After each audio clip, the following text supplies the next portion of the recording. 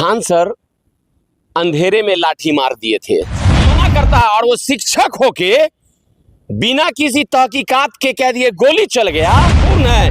और उनकी इस गलती की वजह से एक हिंदू टीचर को पुलिस ने गिरफ्तार कर लिया। ये बहुत शिक्षक का काम निभाइए, आपस में राजनीति मत कीजिए और आइए नहीं अपना बिजनेस चमकाने के लिए किसी को निर्दोष को नहीं फंसाइए।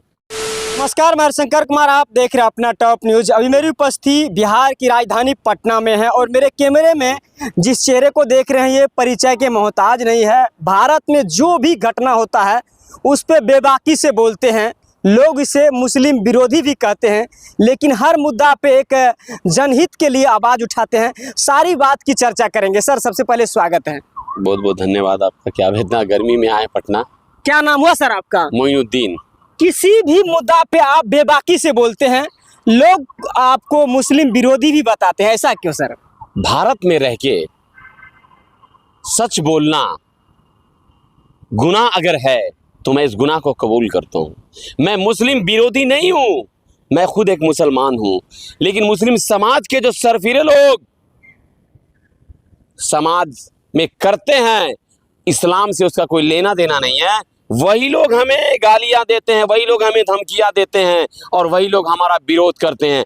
तो मैं ऐसे विरोधों से नहीं डरता हूं, लेकिन मुझे खोने के लिए कुछ नहीं है।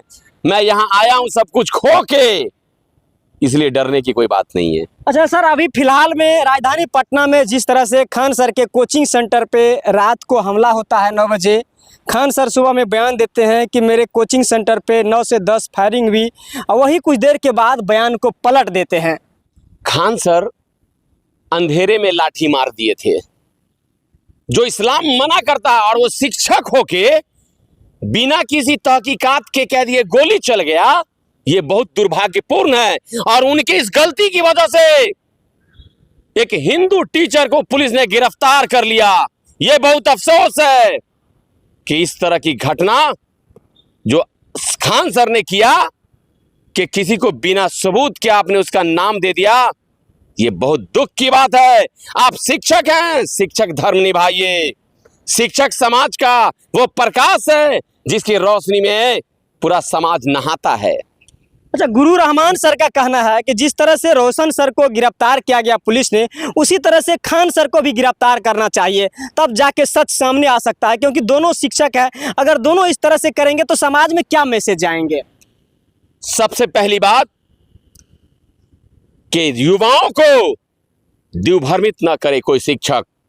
आप पढ़ाइए, शिक्षक का काम निभाइए, आपस में राजनीति मत कीजिए और राजनीति करने के लिए किसी को फंसाइए नहीं। अपना बिजनेस चमकाने के लिए किसी को निर्दोष को नहीं फंसाइए।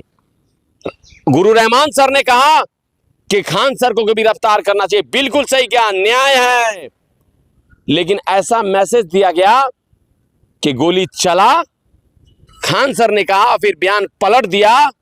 मैं कहूंगा खान सर की भी गिरफ्तारी हो और पुलिस उनसे पूछे कि आपने कैसे इतना बड़ा आरोप लगा दिया जो आपकी गलती की वजह से। अगर बिहार में फॉरेंसिक टीम नहीं होती, सारा व्यवस्था नहीं होता, तब तो बेचारा जेल जाता और परेशानी बढ़ता। इसलिए कहा गया है कि शिक्षक अपना धर्म निभाइए, पॉलिटिक्स मत कीजिए। सर कहता है कि मुस्लिम दोस्त कभी हिंदू का हो ही नहीं सकता, इस पे क्या कहना आपका?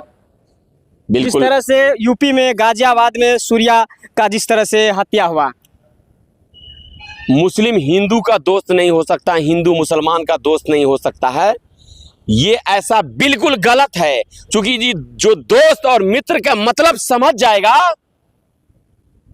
वो धर्म कोई माने नहीं रखता है।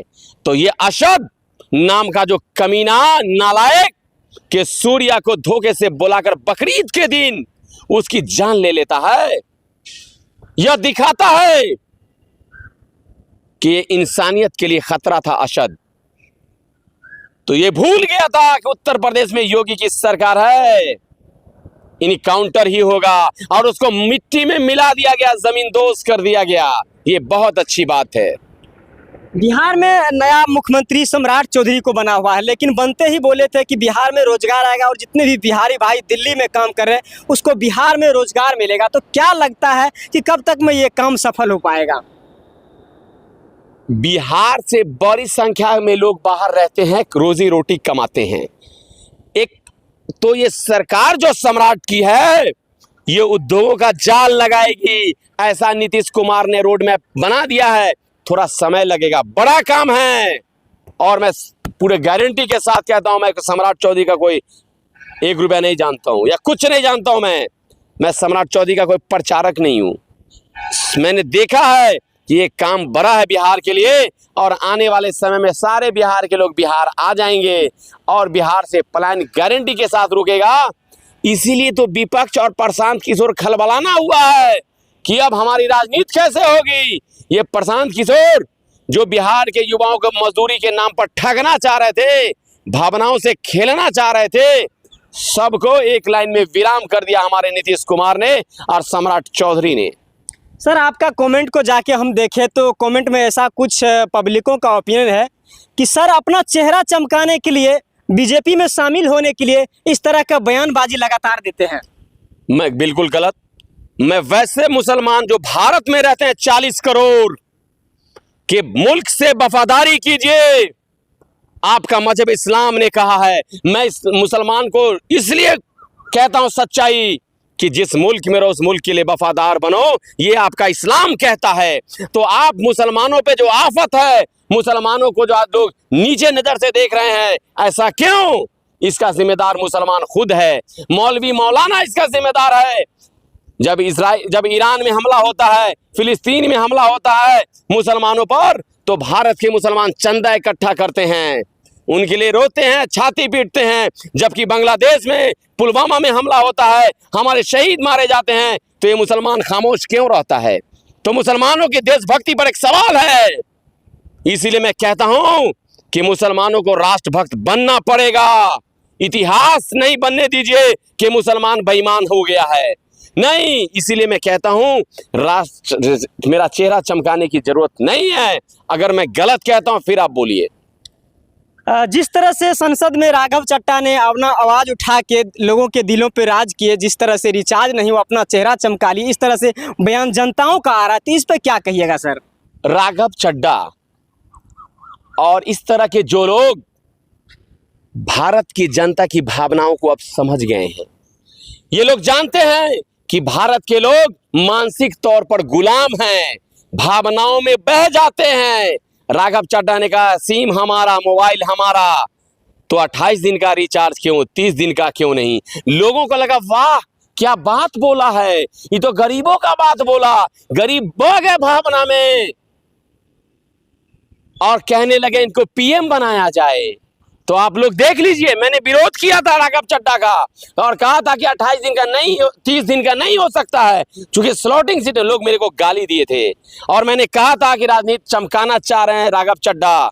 देख लीजिए, रिचार्ज का प्लान महंगा हो गया, 28 से 30 दिन नहीं हुआ, लेकिन राघव चड्ढा कहाँ पहुंच गया आप लोग देख लीजिए।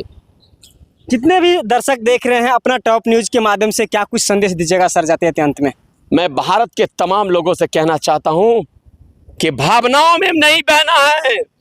आपकी गरीबी को, आपकी लाचारी और मजबूरी का कोई कैश करके नगद कर लेता है और अपना राजनीति चमका लेता है, और हम लोग गरीब लोग वहीं रहे, वहीं पड़े हुए हैं, वहीं परेशान हाल में हैं। तो जो सच्चा हमदर्द हो, आपका जमीन से जुड़ा हो, जो आपके साथ कदम से कदम मिला के चलने के लिए तैयार हो, उनके साथ रहिए। भावनाओं में नहीं बहिए। भावनाओं में बह के सिर्फ बदनामी, बर्बादी मिलेगी। कामयाबी और सफलता मिलने का एक ही रास्ता है कि जमीन से चलने वाले, संघर्ष करने वाले, भूखे पेट सोने वाले के साथ रहिए, आपको ताकत मिलेगी। तो चलिए सर के बारे में आप क्या सोचते हैं, अपनी प्रतिक्रिया देने का प्रयास करेंगे।